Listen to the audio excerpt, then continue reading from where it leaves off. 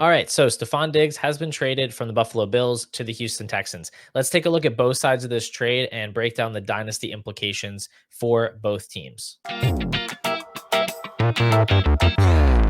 We're going to start with the Buffalo Bills side. I just wanted to say before we jump into it, if you find this video helpful, please go ahead and hit that subscribe button. Really goes a long way. So looking at the Buffalo Bills, there's obviously a huge target vacuum opening up with Diggs moving on to Houston. In each of the last 3 seasons, Diggs had at least 155 targets. So that's taking a pretty big piece out of the pie there. And the typical myth of vacated targets is that those are going to now be shuffled around and redistributed to all the pass catchers that are left behind. It's not really how this works. Players are capable of earning a certain amount of volume, and beyond that, they either drastically drop off in efficiency or the ball just gets spread around more to those tertiary players that you don't usually think about. Basically, any argument for a player that starts with somebody has to catch the ball is probably flawed. That being said, there is a small bump in value for the pass catchers that are left behind. I think Kincaid's probably the most talented out of this group, just given what he was able to do as a rookie and his previous first-round draft capital. He was already valued in that Andrews and Pitts range, so if anything, I'd be looking to tier down to those guys and pick up a plus on top if the market is going to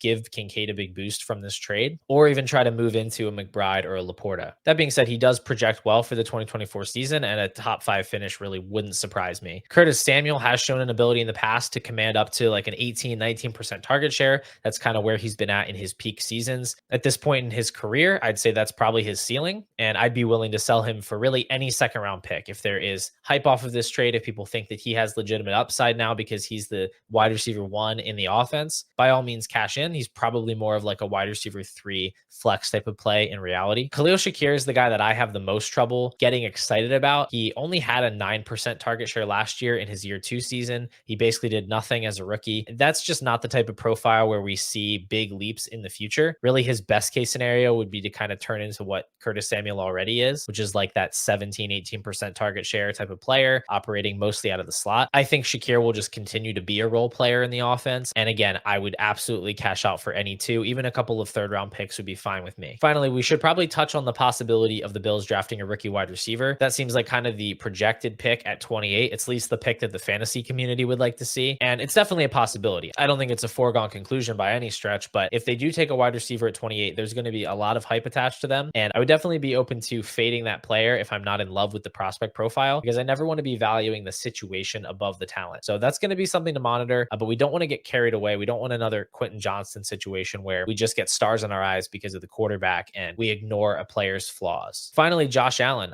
He's still the 101 in Superflex. In my eyes, I think he's still the best quarterback. He does so much on the ground. I just don't think that losing Diggs, who really wasn't that effective down the stretch last year anyway, is going to be a big blow to his scoring. If you prefer Mahomes at this point, I absolutely can't fault you for that. I think that's fine, but I would not be valuing CJ Stroud ahead of him, which a lot of people seem to be based on the poll that Heath Cummings put up on Twitter the other day. That's just a little crazy to me given how little Stroud actually runs, and I think that does cap his ceiling. Yes, he's a few years younger than Josh Allen, but neither of them are at a point where age is really a concern in terms of dynasty value. Your league will probably fold before Josh Allen retires. So I would not be factoring that in at all. So just to summarize, I wouldn't be giving too much of a boost to the pass catchers left behind in Buffalo. I'm not moving Josh Allen in my rankings. And I'm very excited for everybody to forget about the glaring holes in Keon Coleman's prospect profile when the Bills take him at 28th overall. Now, looking at the Texans side, I think first of all, from a team level, we shouldn't be projecting the offense to look much like it did in 2023. Last season, the Texans, according to Sumer Sports, were 16th in pass rate over expected. I think that's going to come up a lot just based on the personnel decisions they're making, based on Stroud coming into year 2. I think he can kind of grow into that role as the leader of the offense. And I think you're going to see a rise in their use of 11 personnel. They were only 23rd in 11 personnel rate last year. That makes sense when your wide receiver 3 is Noah Brown or Robert Woods, and you also have Nico Collins and Tank Dell missing some time due to injury. Now, when you have a 3 wide receiver set of Diggs, Collins, and Dell,